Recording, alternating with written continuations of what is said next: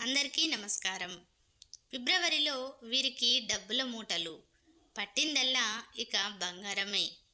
వేద జ్యోతిష్య శాస్త్రంలో గ్రహాల సంచారం అన్ని రాసుల వారి జీవితాలను ప్రభావితం చేస్తుంది. ముఖ్యంగా గ్రహాల రాజు అయిన సూర్యుడు ఫిబ్రవరి మాసంలో 3 సార్లు తన గమనాన్ని మార్చుకుంటున్నాడు. ఫిబ్రవరి 6వ తేదీన సూర్యుడు మొదట ధనిష్ట నక్షత్రంలోనికి ప్రవేశిస్తాడు. ఆ తర్వాత ఫిబ్రవరి 13వ తేదీన సూర్యుడు కుంభరాశిలోనికి ప్రవేశిస్తాడు.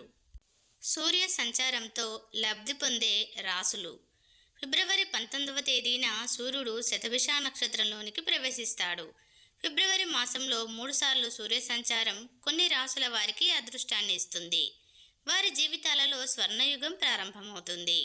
సూర్య సంచారంతో లాభపడే ఆ రాసులు ఏమిటో మనం ఇప్పుడు తెలుసుకుందాం. అందులో మొదటి రాశి మేషరాశి.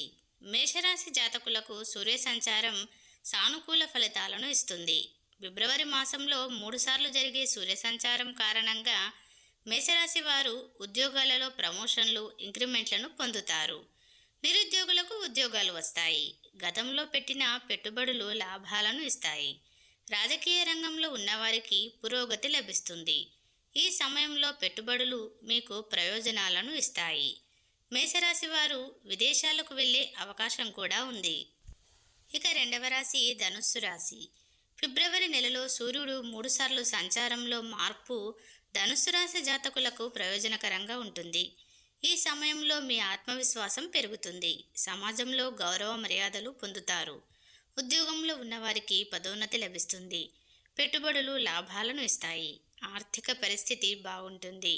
ప్రణాళికలు విజయవంతమవుతాయి. కొత్త ఆదాయ వనరులు ఉద్భవిస్తాయి. ఇక మూడవ రాశి సింహరాశి.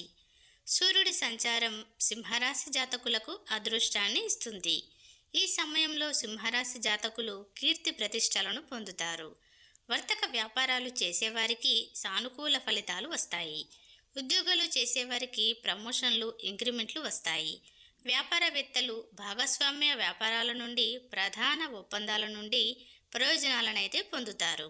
మరియు ఆస్తుల విషయంలో సింహరాశి వారికి సానుకూలతలు ఉంటాయి. ఈ సమయంలో సింహరాశి వారు వాహనాలను, ఆస్తులను కొనుగోలు చేస్తారు.